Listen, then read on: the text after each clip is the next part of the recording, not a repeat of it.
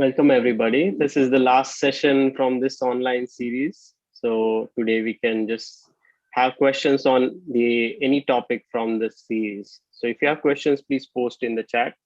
To begin with, there were some questions in the YouTube. So I would like to voice those first, if you don't mind. No, that's fine. So first question from YouTube was from Vijaya VK.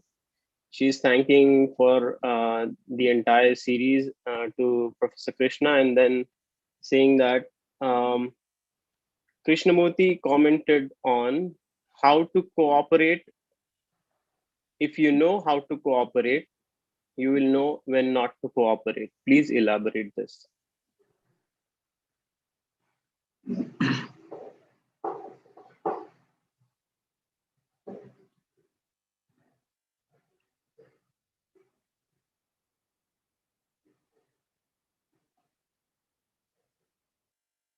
If you are watching attentively what is taking place, it will tell you when the cooperation is going wrong. For instance, if the cooperation is demanding that we rob a bank, you can say, I won't cooperate.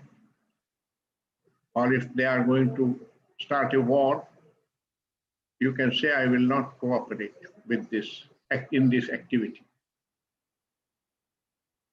So that's part of living, that you don't live with formally, you live with intelligence, which means you are constantly watching and deciding from moment to moment what is right for you to do. And while the spirit of cooperation is necessary, it is necessary also to know the limits of cooperation. Usually, human beings have cooperated in a common mission. If everybody decides to, the whole country decides to go to war, then the whole country begins to cooperate to assist in going to war. So cooperation by itself is not necessarily virtuous. Unless it is coupled with the intelligence or the wisdom to know when it is right to cooperate and when it ceases to be right. We went into that yesterday in other aspects. We said you need to know where need ends and greed begins. You need to know when pleasure turns into addiction. And all that you have to watch with awareness to arrive at that, sensing. That's the intelligence which we call as wisdom. And the same applies to this spirit of cooperation. It doesn't mean you will agree to do anything that the group wants. So for example, when the nation goes to war, there are conscientious objectors who go to prison, but they are unwilling to go to war. You have to respect that right of those people to dissent from the majority. So I think that is what it means, what Krishnaji means, that it's not a formula. Don't live by rules and formulae, but always be flexible and use intelligence.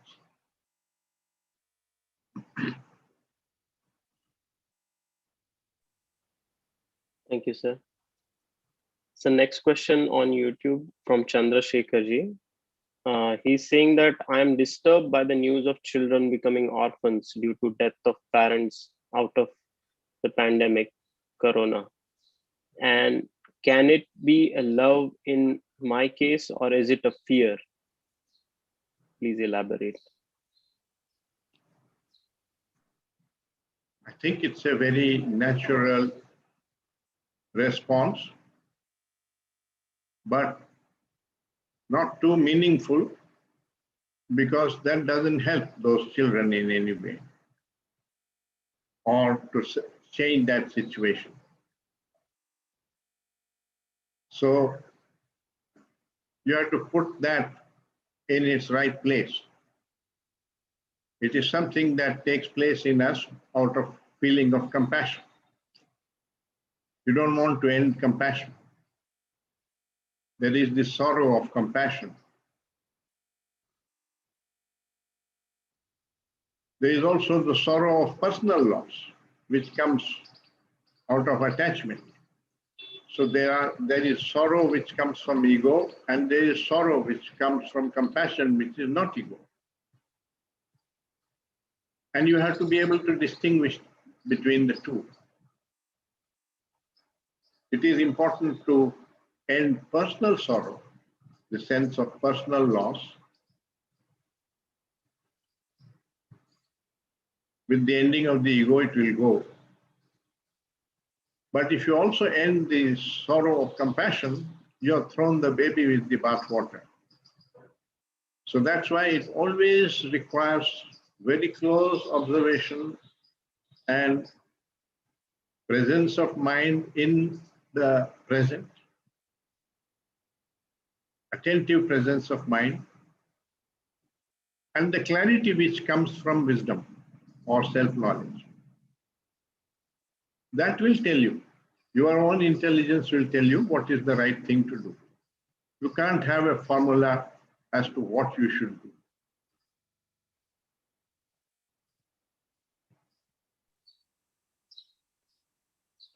Sir, in today's chat box, we today T.S. Sarmaji is asking, could you please tell the effect of meditation as a means to self-awareness and consciousness? Depends on what you mean by that word meditation. Krishnaji calls it meditation only when the meditator is absent. He says, so long as the meditator is present, it's part of ego activity.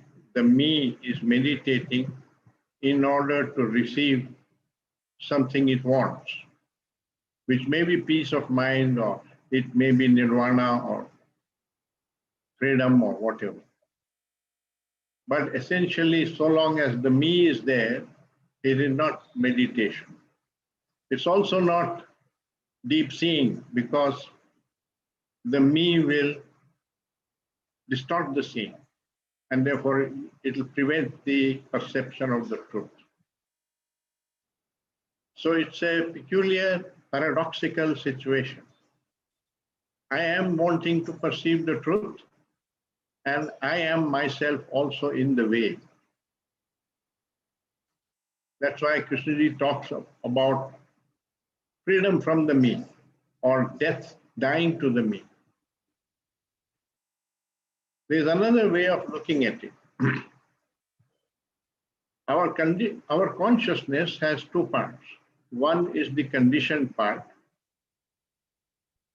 which is the memory and so on, because the memory contains all the conditioning and it throws its responses into the consciousness. But there is also the universal consciousness, the other part in consciousness, which is pure awareness. If you can look through the universal part and not let the conditioning interfere, which is not easy to do because you can't decide to do that. But if you are acutely aware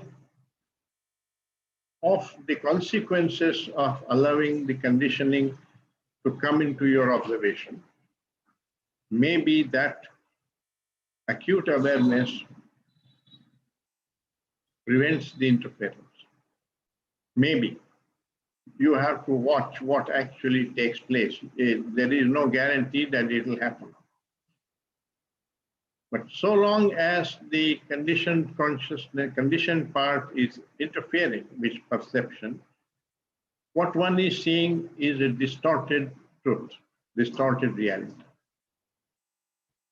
Subjective for you, relative to you.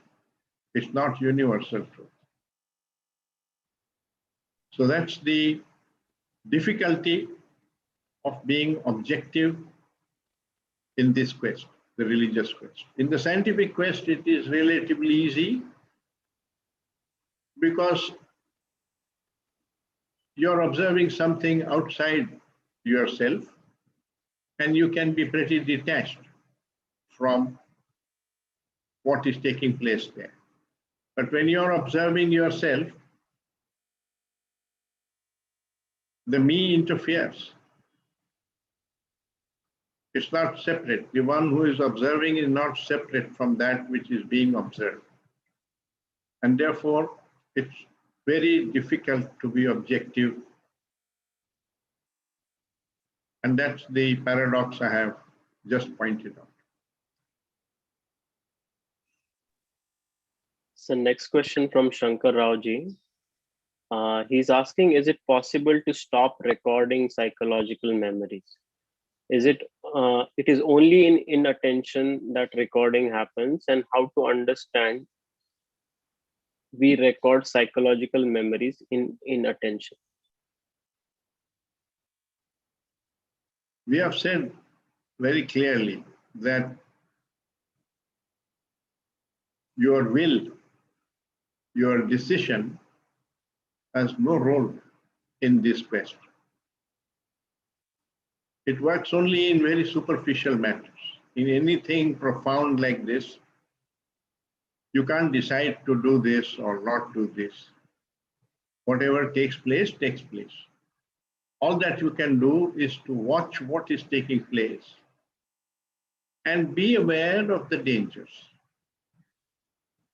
That awareness may prevent you from going into the dangerous realm.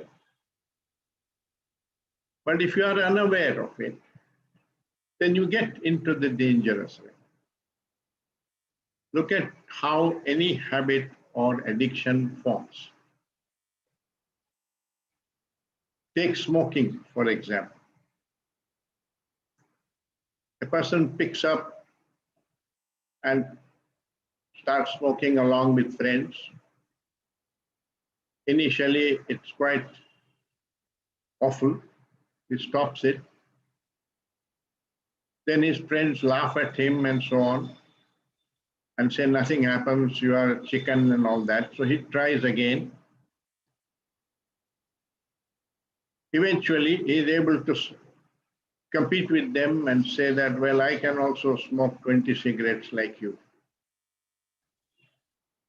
And when he continues to do that, it sets up a chemistry inside his body. He is not aware of that. And now the body demands that amount of nicotine all the time, and it becomes an addiction. Then it becomes a big problem to get rid of that addiction. But if you are very watchful, you can watch. And there are signs to tell you that you are getting addicted. Even to coffee, you will start missing it. The day you start missing it, it's telling you that you are getting attached to that pleasure.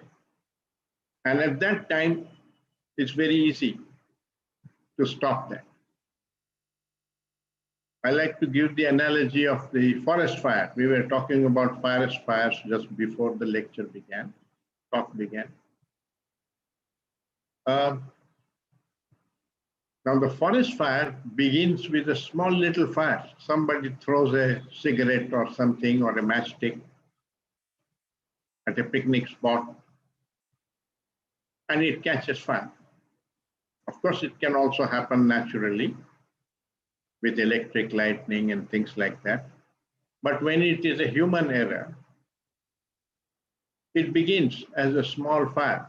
If you are aware of the danger, all you need is to step on it and put out that fire.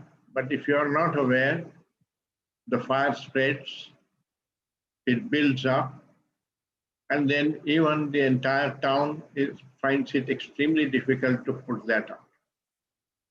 So this addiction process is like that. So the moment you feel that you are developing a dependence on a particular pleasure, whether it's a food item or whether it is your work, that without that you feel lost, you feel unhappy.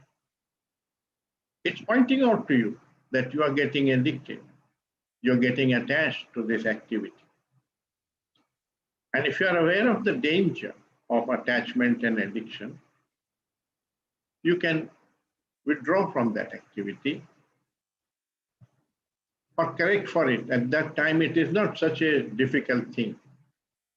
But because we are unaware, because we don't have self-knowledge, we don't notice it. It's pleasurable.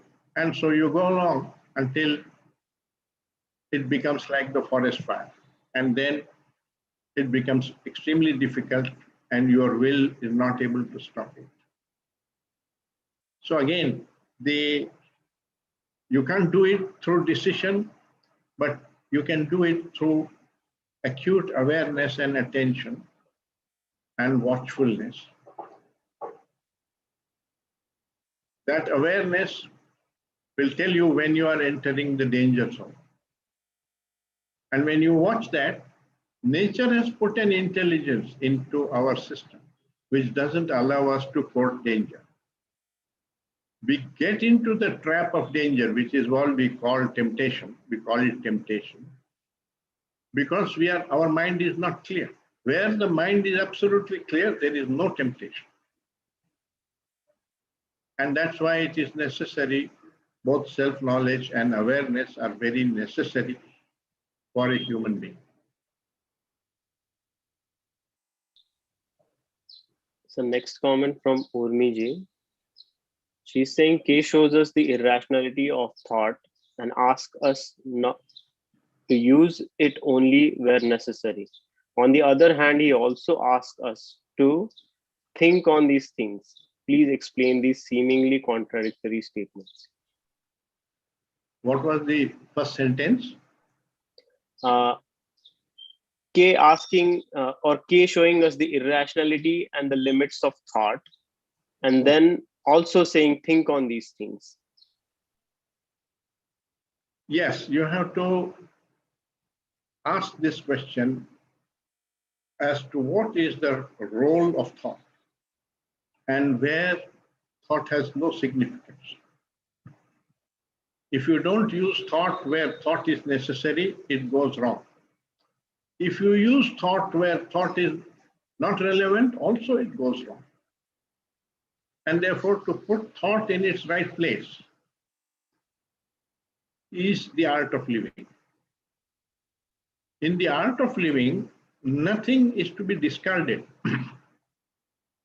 All our natural capacities are necessary. What one has to learn is the right use of that capacity. And when it enters into the area of the wrong use, which is an egoistic use. That's what your awareness is being asked to watch that. And with this watching, you will eventually learn and become good at it, that you can catch yourself going across the line, crossing the line. But you can't throw away the baby with the bathwater. If you say, well, pleasure turns into addiction, therefore I'll cut out pleasure, you are again making a mistake. And therefore, it is not useful to make rules or take such decisions. It's an art, so you have to find out what is your right relationship with pleasure and when it goes wrong. Not a formula that pleasure is evil, pleasure is good. Those statements are all false. All concrete statements are false. In a piece of art, you can't really draw lines and say this part was all right, this part is not all right. There is art when everything is in the right proportion.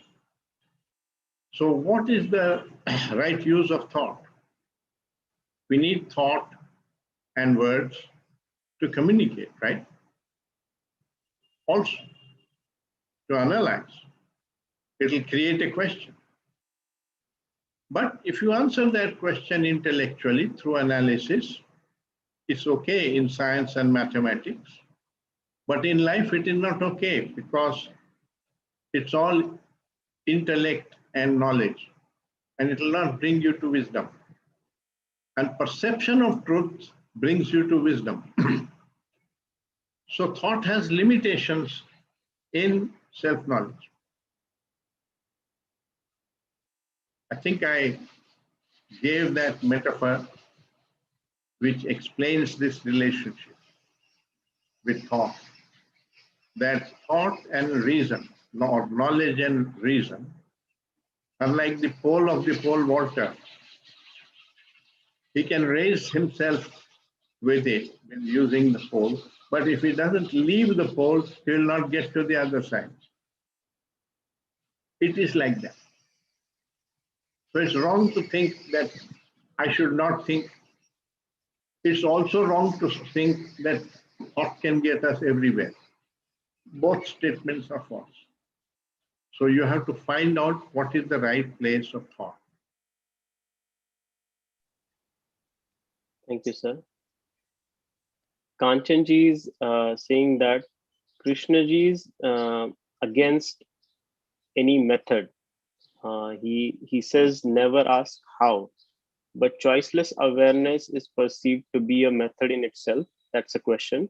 And she goes on to say, did he ever explain this as a quantum leap?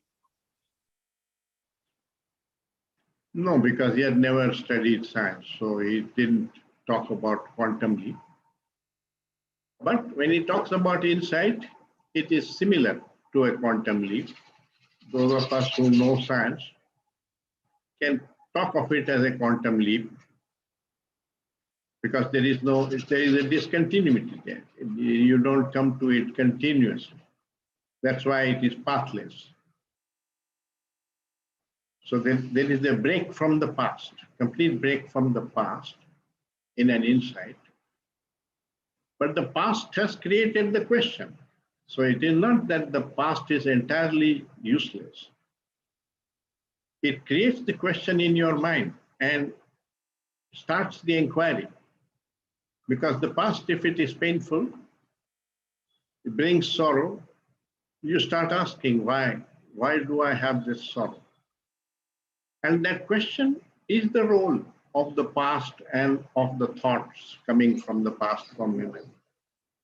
But it can't answer that question in a profound way because the answer lies at the level of perception, and thought is not perception. Thought is only idea in the head. So ultimately, there is a path to come upon ideas, to come upon knowledge, but there is no path to come upon truth.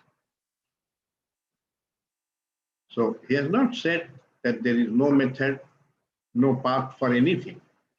Of course, if you practice yoga, you will come to a supple body and so on. There is a path to come into that. There is only no path to truth, truth being perception, lying at the level of perception.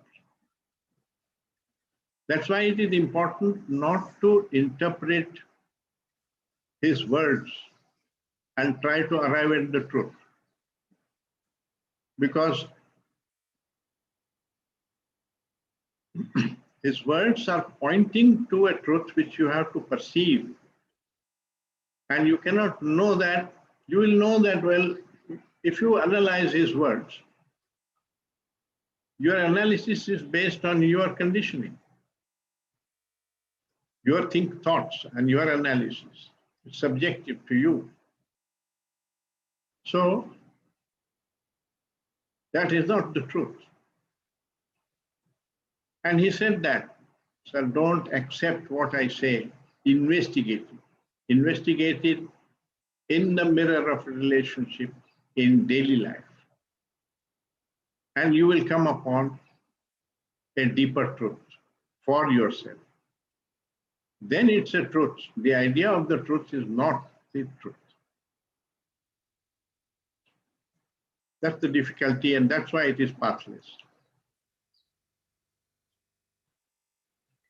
The next two comments are on time and space.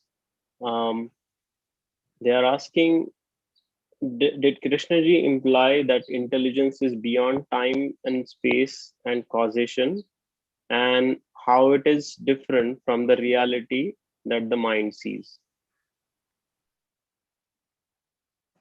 Again, it depends on what meaning you give to the word intelligence. Normally, we talk about intelligence in society as clever thinking. In physics, in mathematics, somebody who can solve the problems through thinking is considered intelligent. But Krishnaji uses intelligence in a more holistic sense, which is akin to wisdom. So when he talks about intelligence, he is talking about the ability to perceive what is true and what is false instantly. That ability comes from awareness. And when you are using awareness and engaging in this quest for self-knowledge, it sharpens your capacity to perceive what is true and what is false. And you don't carry on with the false for a long time before you discover that it is false. You discover instantly. Then that is intelligence, the ability to instantly perceive what is true and what is false. But it includes also compassion and love. So there is that famous poem from Keats that truth is love and love is truth. That's all there is to know and all that you need to know. So that is at that deep level, the truth, the perception, the wisdom, the insight are all in that same field, one field. And in that field is also love and intelligence and compassion. It's not thought activity. Thought has its own place. There is the intelligence of thought and the intelligence of acquiring new knowledge. All inventions are made by intelligent people. But that is a limited kind of intelligence, not the intelligence as Krishnaji envisages it.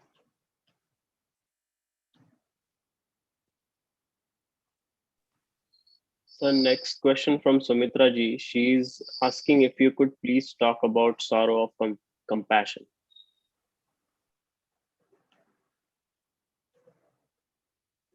It's rather simple, isn't it, Sumitra? When you see another person in pain, doesn't your heart bleed?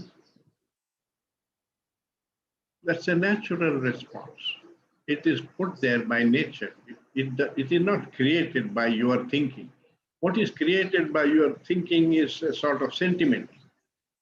You have to distinguish that from the natural response. And love and compassion are put there by nature into our consciousness. It is there. What prevents their manifestation and flowering in consciousness is hatred or enmity and things like that, which are ego activity, which are the creation of thought. So thought can kill that. There is an interesting dialogue in this connection between Scott Forbes and Krishnamurti. When Krishnamurti was handing over charge of principalship of Brockwood to Scott Forbes, he says to Scott, is Scott aware that the seed of intelligence is there in him? He has nothing to do with it. It takes its own course, but he can kill it. Now that's applicable to all of us. Then the seed of wisdom, of intelligence, of love, of compassion is there in all of us. It's not created by our thinking or our will. Nature has put it there. But I can kill it. I can kill that seed instead of letting it flower in my consciousness. And that's why he talked about flowering of goodness in education. That means you don't demand goodness. It just naturally flowers in the consciousness of the child. Can education enable that? That is the awakening of intelligence in a child. That intelligence not separate from love and compassion.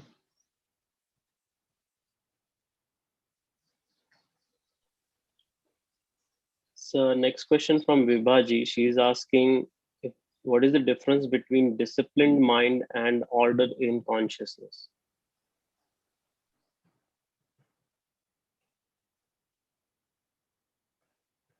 Order in consciousness is the absence of disorder. Everywhere in nature, nature is in order, cosmic order. Only in human consciousness is that order violated because we create the disorder. I create the disorder in my consciousness. Self-knowledge is to learn the right approach to life so that you don't create disorder in consciousness. Then there is order, which is virtue. Long ago, Socrates said that there is only one virtue, and that is order in consciousness. We define it sometimes as peace, sometimes as love, sometimes as compassion, but there is no conflict, no disorder in that state. Harmony, silence, meditation, real meditation, all that. It's not the field of thought and knowledge. It's that other field of awareness. So I would say, in the language of physics, there is a plane of paths and will and methods and knowledge and achievement and so on, where thought is useful. And there is another plane above it, which is the plane of silence, of insight, of awareness, which are not thought faculties. Perception comes from this other plane. And that perception makes radical changes even within this lower plane of thought and knowledge and your approach and so on. So all major change comes from the plane of awareness. Now, occasionally, if you have an open mind and an inquiring mind, a learning mind, a channel opens up between the two planes and a deep insight takes place. That insight brings about the change, brings the freedom into the lower plane. That's how I would explain it as a physicist. Krishnaji has not used this language. but I am translating what I have understood from him into this. So Isabel would like to ask, why did Krishnaji feel that even Dr. Boham did not understand fully what he was trying to say? Because he saw that Bohm has a lot of fear, a lot of nervousness. He was constantly measuring his pulse and worried about whether he is going to get a heart attack and so on. And so it became obvious to him that though this man has talked with me and shared in dialogue about perception and about insight and so on, he hasn't really come upon it. He is still only discussing as an idea. And at one point, I have read that he told Bohm, "Are you only interested in explanations?" He said. And Bohm kept quiet. Because basically, you know, an intellectual, a scientist, is all the time seeking explanations for things. And Krishnaji was talking about insight and perception, which are not ideas and explanations. They are beyond all explanation. Of course, explanation can point towards it. But if you end in explanation, you have ashes. And that's the problem, that intellectual understanding is not the same thing as the realization of the truth. So I may, even this point which I am explaining to you, if it is merely an intellectual explanation, then I don't have the actuality of it. But if I have come to it through perception, then it's a truth for me. And only I can know whether I am coming from, I can know with difficulty, if I am honest and I'm watchful, I can know whether it is coming from knowledge and thought or it is coming from insight. It's very subtle. So that's a good segue into a next comment, which is saying, then intellectual understanding, can it be beneficial? Does it have any significance? Yeah, I mean, the entire scientific realm is one of intellectual understanding and questioning and conclusions and rational conclusion and so on.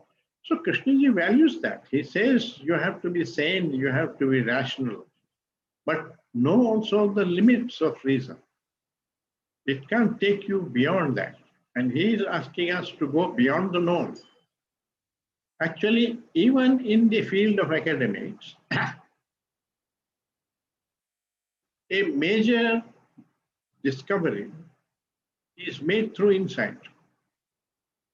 But that insight is not in the whole of consciousness. It is with respect to that particular field of expertise.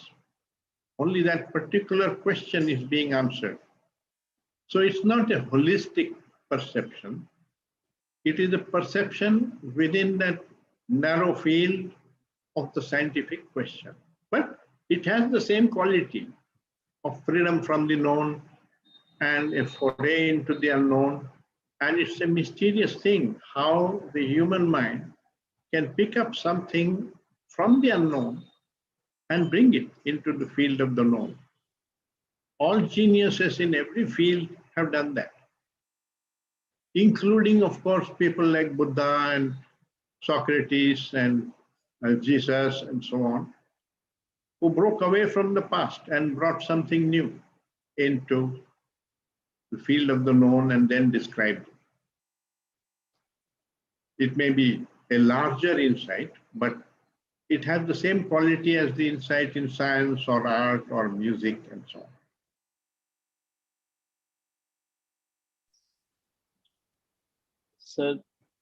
So Benjamin is quoting the word masters from your book, and he's asking if they have contacted you. No. I have no contact with masters. I have no occult perceptions. I don't even have things like ESP and telepathy and so on.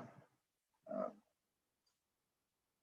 my wife has more than me, but I don't have. I'm too rational, too much of a scientist to have all those things. So science, I mean, gives you an understanding of the external world, but it also blocks certain sensibilities. So artists and intuitive people and so on uh, get all kinds of things. Not doesn't mean that it is all true, but they get all kinds of perceptions which I don't get. Nor am I seeking to get. I mean, I think I have realized that it has no meaning to seek something more. It becomes greed that you are wanting to achieve something more. I'm all right the way I am. It is not necessary to be dissatisfied with that. Thank you, sir. Kaustubji is asking, why is it that even if we are aware that pleasure is dangerous, we still do that? We still pursue it? No, you pursue because you have not seen the danger of pursuing pleasure, which is different from experiencing pleasure. We went into that yesterday when we said that we quoted Blake's poem and we said, if a pleasure comes in your life, you savor it, you experience it, there is no resistance to that, and it ends and it goes, you let it go also. So if you don't bring in your desires into this, your measurements into it, and say, I wish it was more, or yesterday's pleasure was greater, and so on, then you're free. And you can move on to the next state. But when you want to hold on to that pleasure, you want to repeat it every day and so on, it will lead to possessiveness, which is an ego quality. So it is very subtle, but you, if you are watchful, you can know in which realm you are. So problem is not with pleasure. The problem is with the desire for repetition and the insistence that your desires must be fulfilled. That comes from the ego. Why should my desires be fulfilled?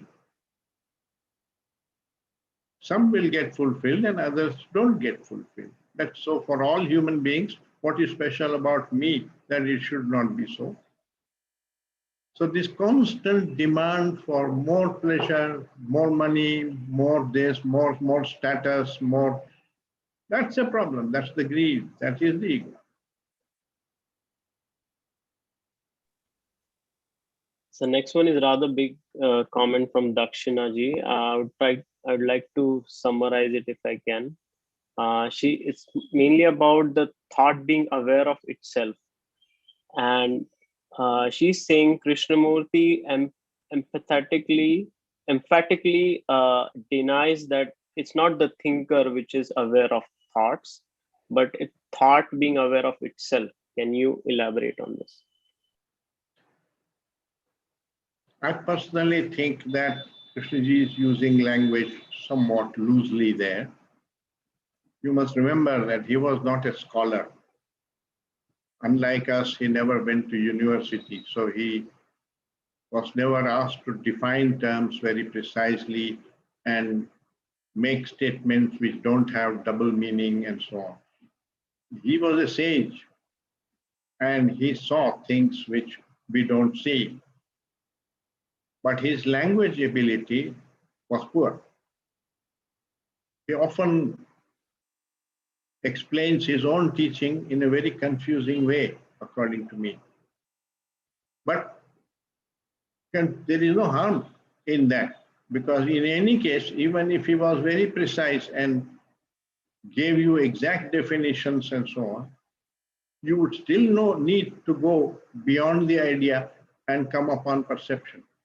So the major work of coming upon perception is entirely our responsibility.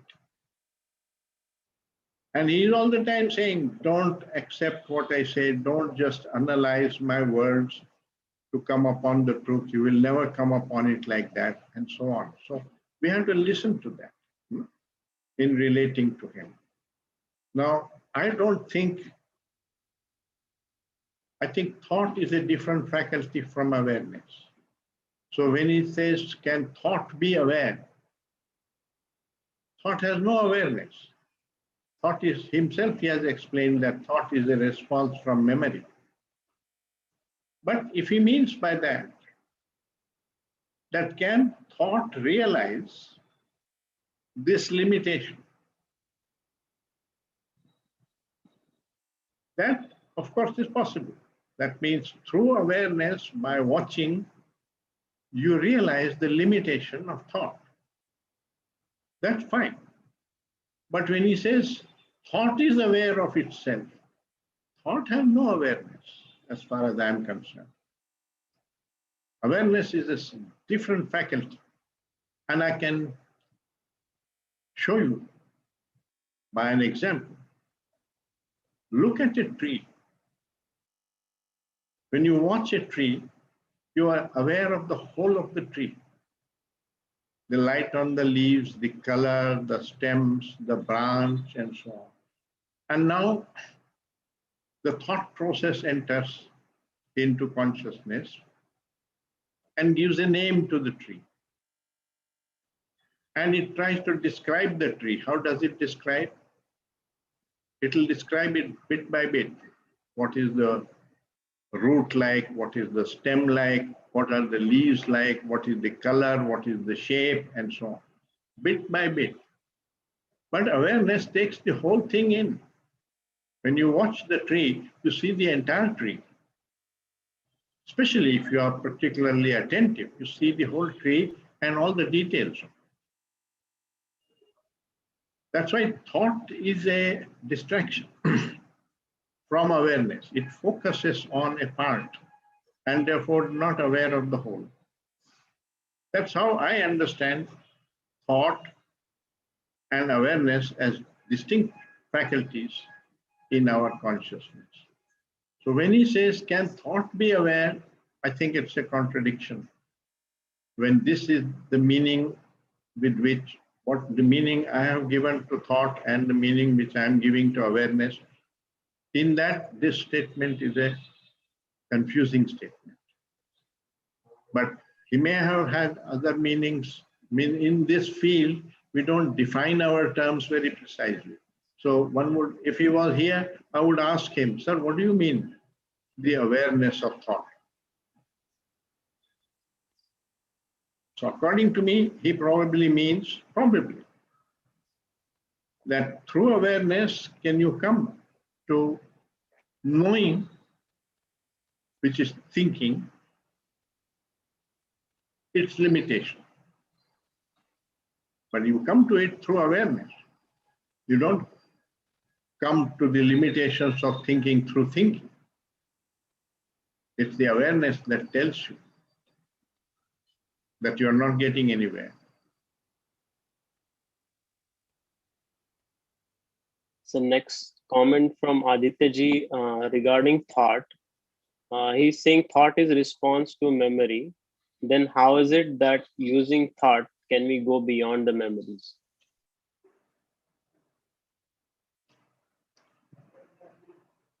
I just explained that. I thought that thought can create the question, but it can't answer the question.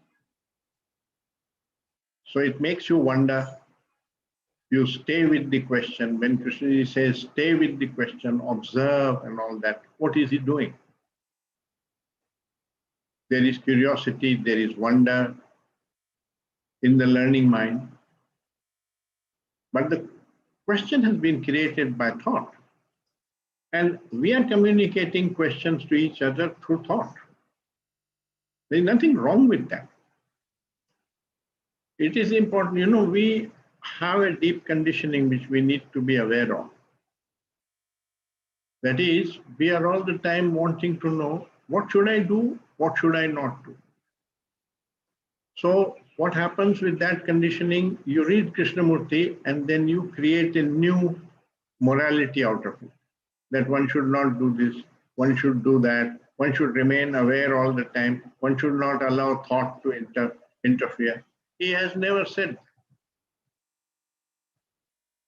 He has said, watch what is.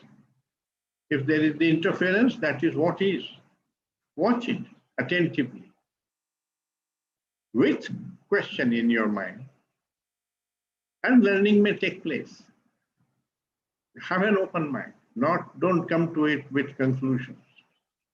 That's the teaching. So next one, Abhiji is asking, as the child does not have conditioning, has no memory, then how does he or she not come upon the self-realization? He doesn't need it. he is already simple. We are very complex people, and we need to come to simplicity by eliminating all these illusions and so on. The child has no illusions, he's not able to think and imagine. It's our capacity for thinking and imagination which creates illusions in the mind. So the grown-up adult imagines a ghost and then thinks at night that there may be a ghost in this tree and feels fear. All this is psychological self-doing, completely illusory, and produces a lot of disorder in consciousness. The child is not capable of it. So we need to be aware of this and to learn about it and free ourselves of the illusion.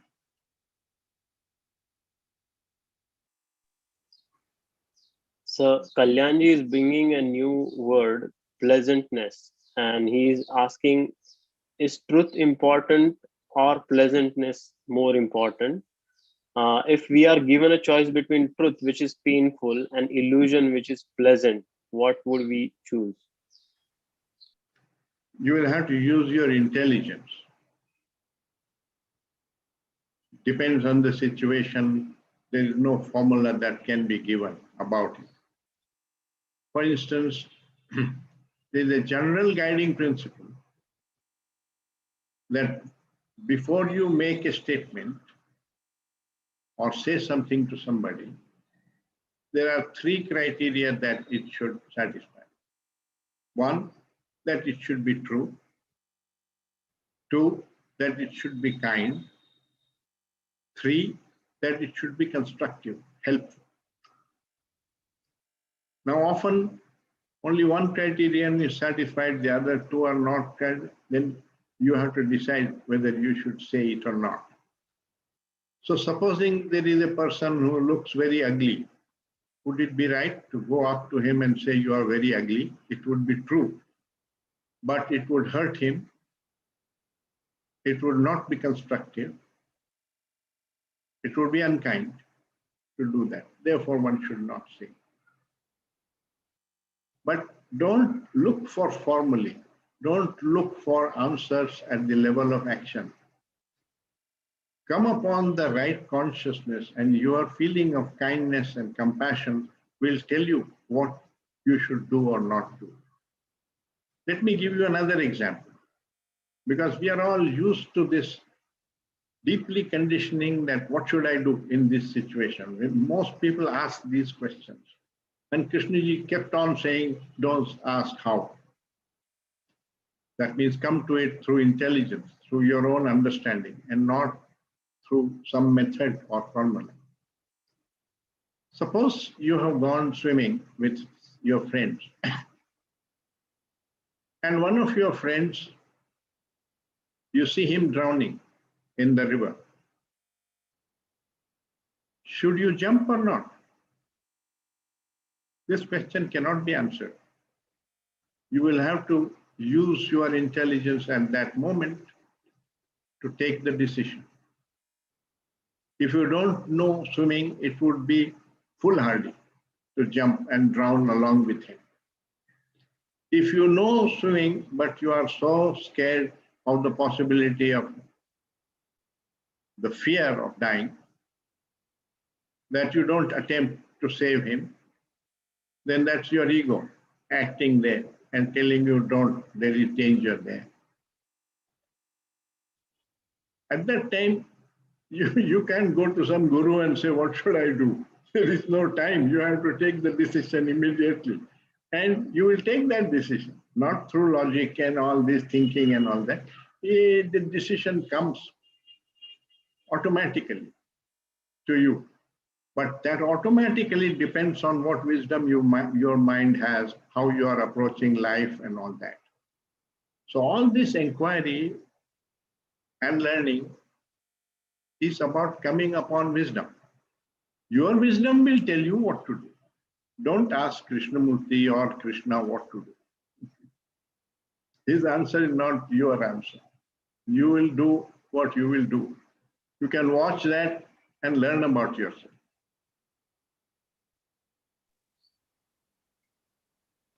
So next, Jagdish ji is citing this mentioning of word otherness in Krishna ji's journals.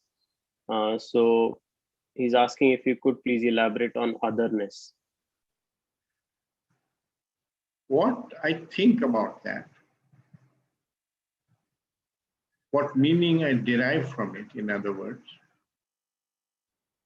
is that he didn't want to concretize it as Maitreya, consciousness,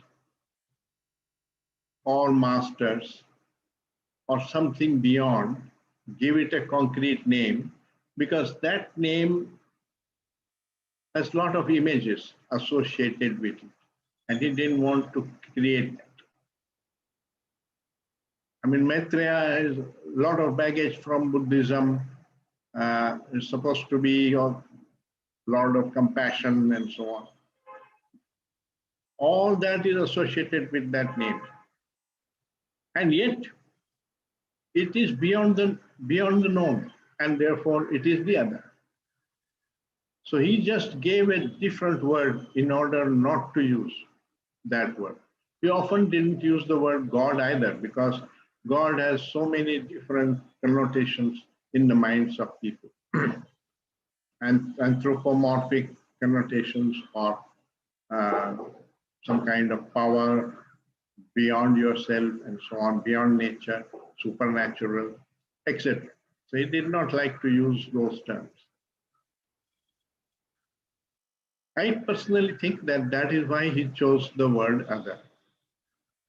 So insight comes from the other space, not where I am there, but the other, the universal consciousness, not the personality. Thank you. So Shaktiji is asking, attempting again and again to test out a statement also denotes a practice. What is Krishnamurti's objection to practice and effort?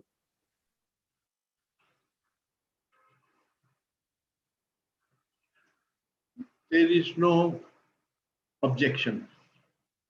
It depends on whether you are doing the practice and effort egoistically or non-egoistically. Because he also says it is hard work. Self-knowledge and watching and learning is hard work. So he's not denying work, hard work. But he's denying the ego. It is not in order to receive something, in order to achieve some end, then it becomes egoistic. So we said earlier that everything can be done egoistically and the same thing can be done non-egoistically. The ego comes in your motive. So if you are doing this inquiry or the practice in order to achieve some end, it becomes an ego activity. If you are not able to achieve that end, it will bring in frustration. If you are able to achieve, it will bring you pride. We have talked about all these.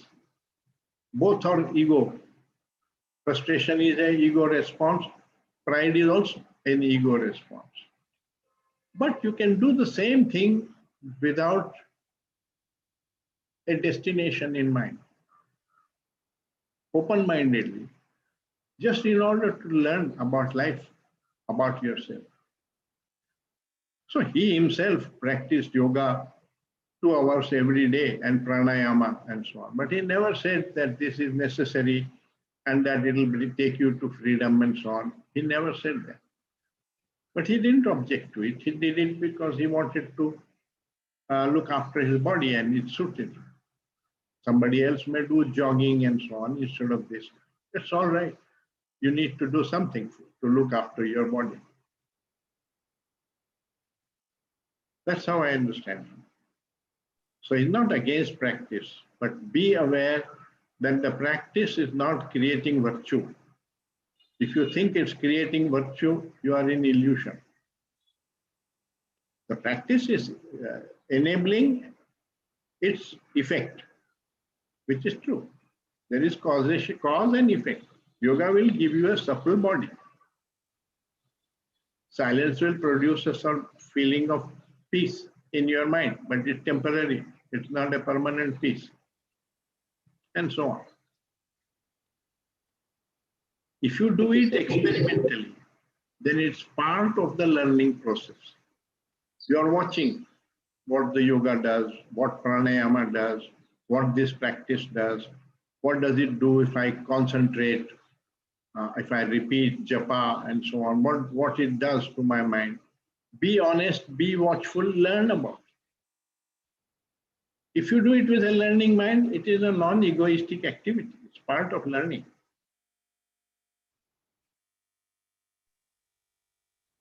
Thank you, sir.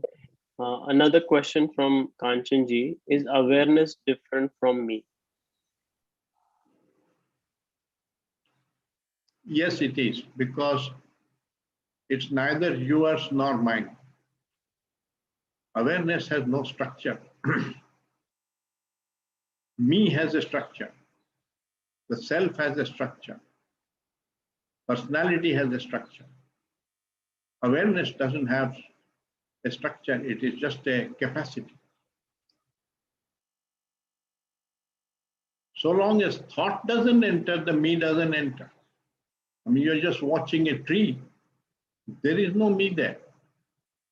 There is only the observation taking place. The moment thought enters and says, oh, how beautiful this tree, I wish it was there in my house, and so on, so on, you have entered into the picture.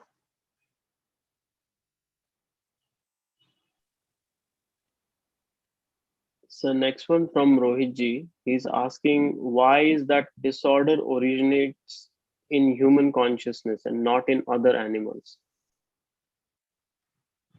Because they are not capable of creating illusion.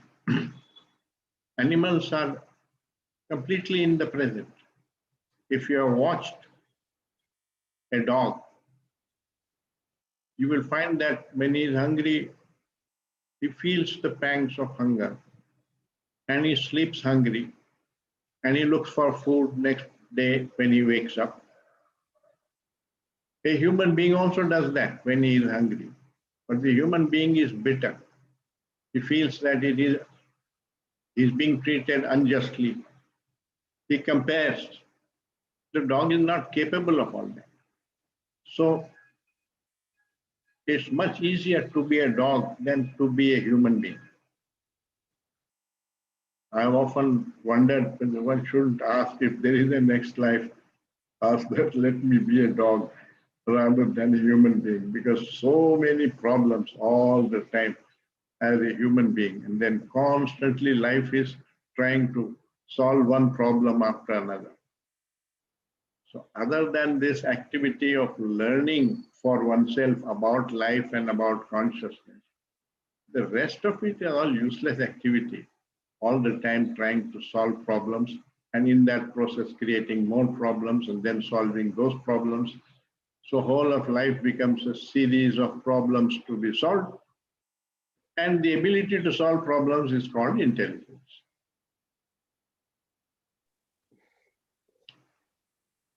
Very true, sir. Gayatri ji is asking, we are deeply conditioned to measure, to compare, etc. While there are fleeting moments of awareness, love, compassion, beauty, but why are we not able to sustain it?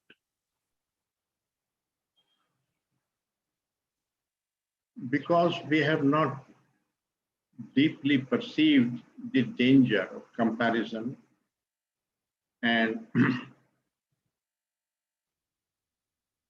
memory, measurement. So that's why one needs to engage with that, watch that. Why the mind is all the time measuring and comparing? And what are the consequences of doing that? As you are watching that, in order to learn about it, you may discover that it is creating a lot of havoc and danger in your life.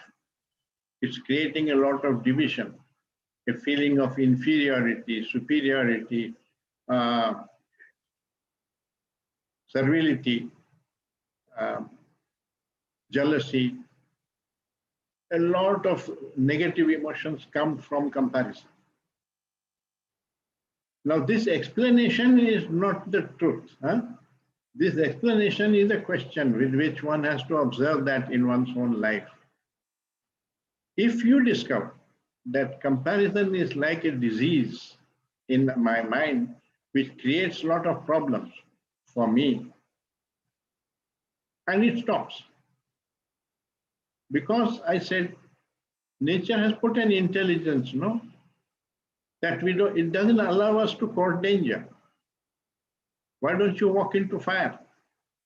Why don't you cross a precipice and get killed? Because it's very clear to you the danger. The danger of comparison, if it is that clear, comparison will cease. Not you decide to cease it. Your decision doesn't work. We talked about that several times. In this field, decision has no significance. It only complicates further. Because a confused mind taking decisions will only make more confusion. So what is needed is clarity, which comes from perception. That's why your concern is not with achieving ends. Your concern is with learning about yourself. The change will happen. When you have learned, the change will happen as a byproduct of that learning. So I have a statement which is not from Krishnamurti. It is my statement. I have put it in my epilogue, that in the book, that only the trivial can be taught. The profound has to be learned for oneself. Thank you, sir. The next comment from Zion. I hope I'm pronouncing the name correctly. Why do I daydream? And how is it that even though I'm aware of it, I'm still in it? Why do you object to it? If you enjoy it, just sit down and do the daydreaming. Don't make shoulds and I should or I should not and all that. Create a new morality out of it. For instance, there is that famous poem of Wordsworth, Daffodils. He saw beautiful span of flowers blooming on the side of a lake. And he wrote that poem. And if I might recite just last 4 lines of it. I gazed and gazed, but little thought what wealth the shore to me had brought. For oft when on my couch I lie, in vacant or in pensive mood, there flash upon that inward eye, which is the bliss of solitude. And then my heart with pleasure fills and dances with the daffodils. What is your objection to his doing that? If he thinks that this thing is producing virtue and all that, then it is an illusion. But otherwise, it's a joy he is experiencing, re-experiencing. But if you read Krishnamurti and you say one should not think of the past, and you will create a new morality. It's an innocent thing. Let it happen. Only when it is creating division, when it is creating conflict in your mind or in your relationships, do you need to object to it.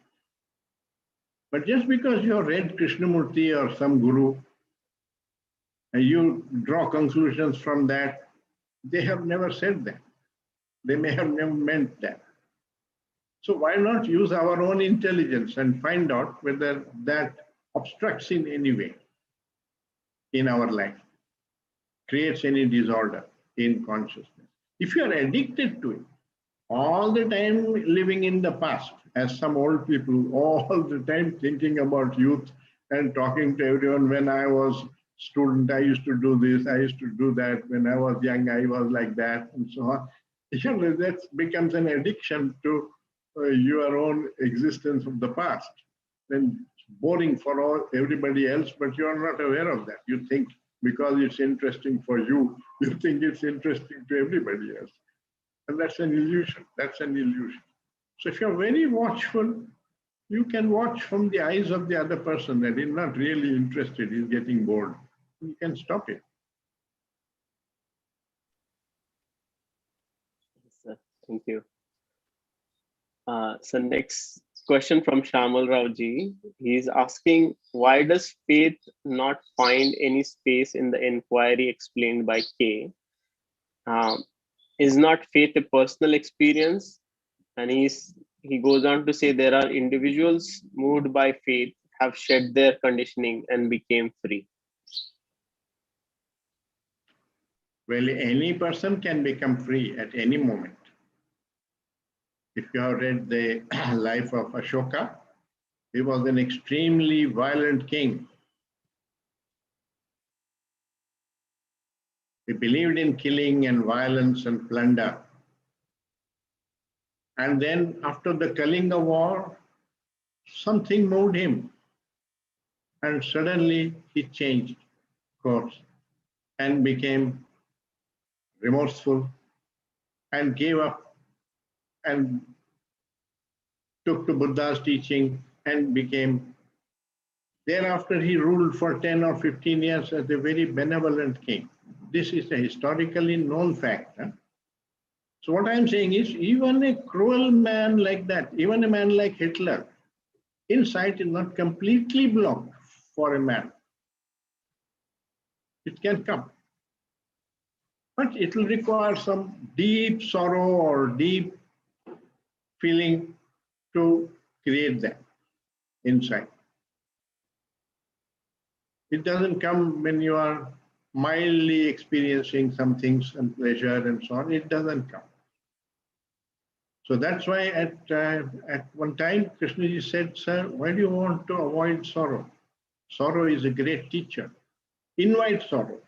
Later on he never said that, but around 1926 and so on, I read he said, invite sorrow. Sorrow is a great teacher. Why do you want to avoid sorrow? So don't cling to his words, take them as statements to be investigated. And you investigate for yourself and come upon your own understanding. That's worth much more than trying to understand what Krishnamurti meant about something. Unless you're wanting to use that as a question. That's if you take questions from Krishnamurti, that's absolutely fair and logical. But if you take his answers, they are not truths for you. They are ideas for you. The next comment from Shankar Raoji. He's citing that JK said, if I'm completely greedy, there is no conflict. Or if I'm completely non-greedy, there is no conflict. Does he imply that greedy mind is in peace, there is no conflict? No, because the conditioning is that anger is evil, greed is bad, so you feel remorse. Having been greedy, you judge that, you judge yourself and you condemn yourself and all that. But if you are just greedy and you don't know that it is wrong or you don't have any such ideas, then there is no remorse for that man. So there is no conflict in him. And similarly, if he is completely free from greed, then also there is no conflict for him. I think that's what probably he's pointing to. So this halfway thing is the state of conflict. You are a particular way, but you think you should not be that way. This should is creating a conflict between what is and what should be. So can you forget about what should be? That's a very deep conditioning. You have to free yourself from that conditioning. You just deal with what is and the causation of that what is in your consciousness. It may end, and if that ends, then you're free from it. Any negative emotion that comes in your consciousness is an opportunity to learn about yourself. You have to do this research. Where does it arise? Why did it come into my consciousness? Not remorsefully and not objecting to it and so on, without any judgment, just out of curiosity to learn about yourself, your own consciousness. Like a scientist wants to learn about planets, just because he wants to learn about how these planets move. In that way, if you want to learn about your consciousness, do it like that, not with a motive. Otherwise, you will get caught in circles. So next, Ajayji has two comments. First one is, can we ever be free of thought? And the second is, does the practice of awareness increase awareness? Sir, find out what value is it for me to say, yes, we can be, or to say, no, we cannot be. What value does it have? That would be just another opinion of somebody. It won't help you. Find out, watch, and learn, and no need to make a conclusion. See, that's another conditioning. We all the time have been brought up that for questions, what is the answer? And then when you have question and answer both, then you can pass the examination. There is no examination here to pass. You are inquiring, you are doing this question and inquiring because you are interested. If you are not interested, don't inquire. Period.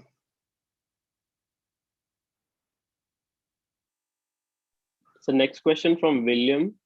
Is there a paradox that the selfless person is expressing themselves or flowers more fully?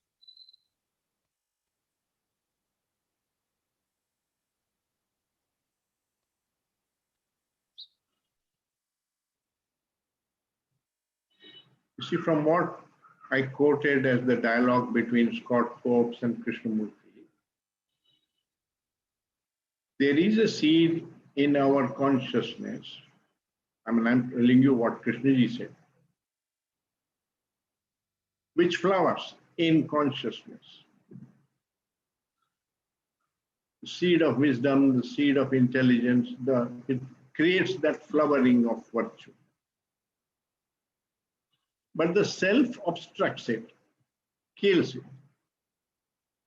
So that is the dilemma. The self cannot come to it. The self can only stop obstructing. And the wisdom will operate and grow. The other analogy which is, or metaphor which is given in religious literature is that of a light which is burning inside you. And your thoughts and processes and conditioning creates the smoke. Stop creating the smoke and you will clearly see the light. You don't have anything to do to create the light. It's there inside. So be a light unto yourself just means stop obfuscating the light with smoke. The smoke is being something that is created by your thinking and illusions. I think that metaphor is pretty apt. Thank you, sir. Next question from Piyush Thakurji. Could you please tell us about what is your normal day like? Knowing K and with his self-knowledge. In that context, he's asking that question. It's a different each day. Sometimes I get up at 4 o'clock in the morning, sometimes 6 o'clock in the morning. So it's variable. But broadly speaking, yes, I have breakfast, I have lunch, I take tea, and I'm just like any of you. You know, there is this dialogue between Arjuna and Krishna in the Gita, where Arjuna asks Krishna, what is this liberated man like? How does he sleep? How does he work? How does he move? How are his relationships? And so on. In other words, he wanted a description of what this liberated man is like. I'm not claiming that I'm liberated. I was just reminded of this dialogue. And Krishna gives a long answer. You can read that in the Gita. But to summarize that long answer, he says, outwardly, he lives just the same as the ordinary man. He sleeps like the ordinary man. He eats like the ordinary man. He works like the ordinary man. But it is not the same thing because he doesn't do it for the same reasons. That means the change is at the motive level. There is no ego there. So there is no ego motivation. He is doing it without the self, out of love, because Krishnamurti's definition of love is where the self is not. So when you are not doing something with self-interest, you are doing it with love, because that's the meaning of word love. Not what we think love to be. What we think in society love to be is all attachment and attraction and desire and so on. That's not what love is, which the Buddha and Jesus and Krishnamurti and so on are talking about.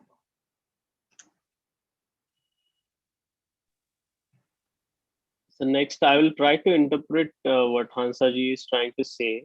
That she's saying, is nature selective in choosing people who have intelligence, and how nature works intelligently?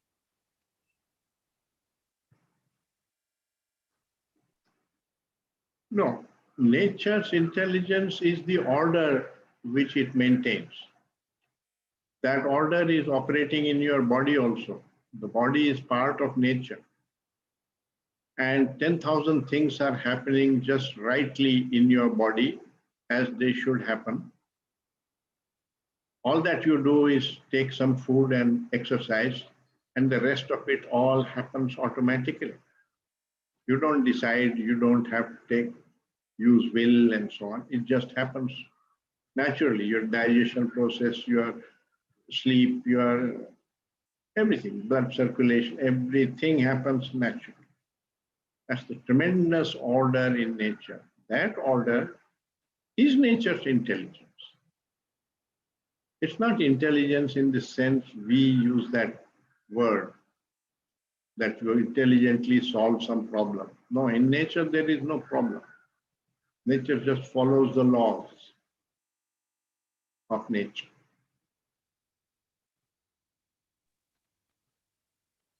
So next, I think this may be a last question from Shamal Raoji. How can we separate? One moment. That was Einstein's definition of God. He said, that nature's intelligence is what I consider is God. There is tremendous intelligence in nature. And that's the real God. And nature itself is the manifestation of God, of that order. Not somebody pulling strings up there to whom if you offer laddus, he favors you. That is man's concept of bribing God. Yeah. Thank you, sir. Shamal Raoji is saying, how can one separate states like fear and power, which are the very base of human existence? Separate from what? From the reality of their existence. No, they exist. You have to watch what they are, what is your right relationship with it, and what are the consequences of not having the right relationship with it. All that you have to learn by watching, not learn from some guru or some book.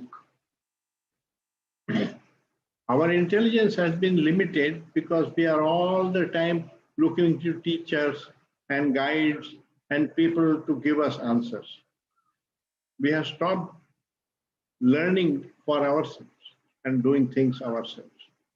Even in academics, the student who learns to do things by himself is considered truly intelligent in the academics also. Not one who memorizes and all the time seeks answers from the teacher and memorizes them. That's not an intelligent student. The same thing is true here. If you are all the time depending on some guru, some advice, seeking this and that, it means your own intelligence is stunted. You have to awaken your own intelligence. Now, we do it because we have too much fear. So you have to overcome that fear. It doesn't matter if you make a mistake. You learn from that mistake. You may fall.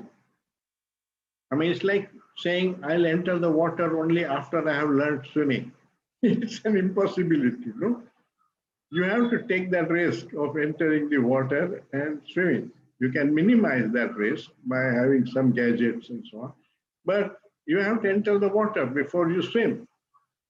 And similarly, you have to get up on the bicycle and maybe fall a few times, and then you will learn the balance. It's the same with life. But if you keep on looking at books and teachers, then you stunt your own intelligence. Thank you, sir. And to end with, if I may ask, how is it that one should approach life fully, like wholesome attitude towards life? If you could please share your comments on that, and maybe we can end with that question.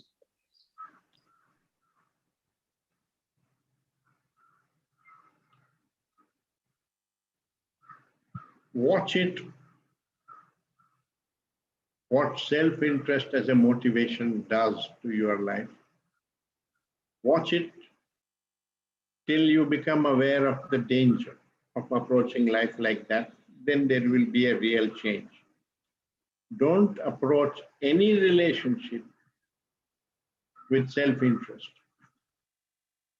Approach it with affection, with love, not with self-interest, with sharing. All your friends, your wife, your mother, father, everybody, your neighbor, the tree, the cow, the river, everything. Just see what it does. And you will discover that when you don't approach things with self-interest, there is a lot of freedom from conflict and a lot of energy that is conserved, and that energy can be given to paying attention. And that attention in the present creates sensitivity, which is the perception of beauty, the joy that is innately there in every aspect of life.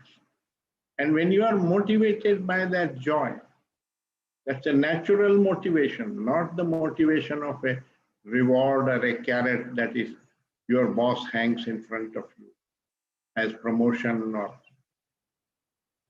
prize or whatever. So do the mathematics, but do it because you enjoy mathematics. You will enjoy mathematics when you see the beauty of mathematics. You will enjoy art if you perceive the beauty of art. But when you do it painstakingly in order to achieve some goal which is in your mind, you turn that into an ego activity, into ambition. And that's a wrong approach. So just watch it. Don't approach anything with self-interest. Or if self-interest enters, watch the consequences. And watch long enough that you will discover that it's not really beneficial. It is really damaging you. And the idea that it's beneficial is an illusion. In fact, to end it, I would say that the one central universal illusion of humanity, all human beings, is that they think self-interest is in their self-interest. It's not. But you have to discover the truth of this. Thank you so much, sir. You're welcome. So this we come at the end of this entire series, and I would like to really thank Professor Krishna for all the time and energy that you have put in this course, and everyone who participated. We really enjoyed all your questions, and we hope to do this again sometime in the future. Thank you, everybody.